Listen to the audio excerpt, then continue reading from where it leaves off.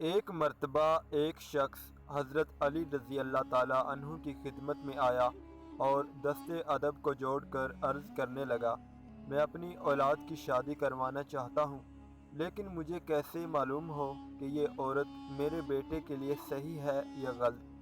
بس یہ کہنا تھا تو امام علی رضی اللہ تعالیٰ عنہ نے فرمایا، اے شخص، اللہ نے کسی عورت کو برا پیدا نہیں کیا، لیکن عورت کی ایک صفت سے بچو۔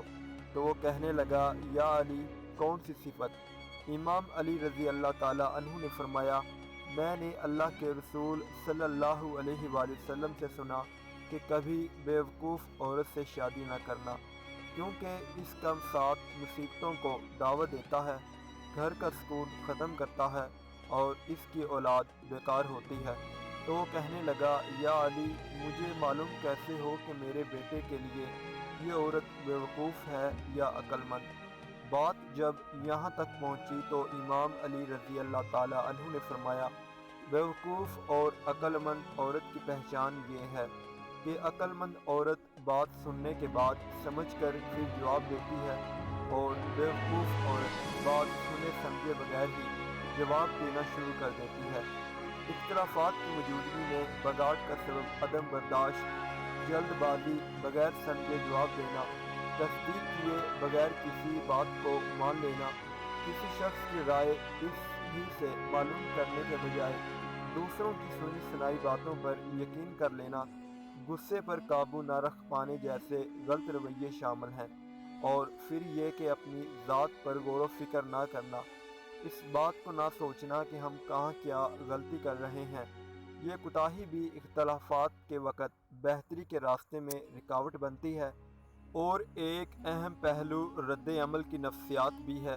اکثر اوقات کسی اختلافی بات کو سن کر ہم طیش میں آ جاتے ہیں۔ یہ نفسیات خود اختلاف سے زیادہ اس امر سے تعلق رکھتی ہے کہ مختلف بات کیسے بیان کی جا رہی ہے، کب بیان کی جا رہی ہے، اور کون بیان کر رہا ہے۔ یعنی کوئی خاص شخص کوئی خاص بات بیان کرے تو اس سے مسئلہ ہو سکتا ہے، لیکن وہی بات کوئی اور دوسرا بیان کرے تو اس سے مسئلہ نہیں۔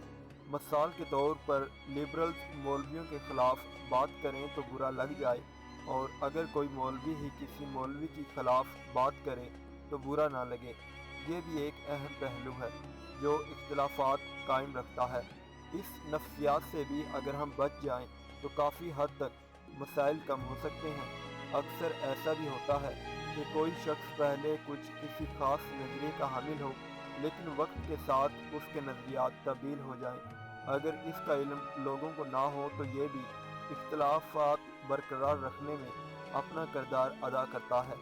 جہاں تک صرف دین کے احکامات کی بات ہے تو یہاں انسان کی نفسانی خواہشات بھی اختلافات کا سبب بنتی ہیں۔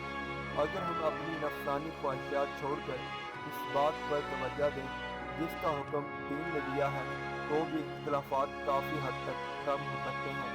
مگر سوال یہ ہے کہ ہم ایسا کریں گے؟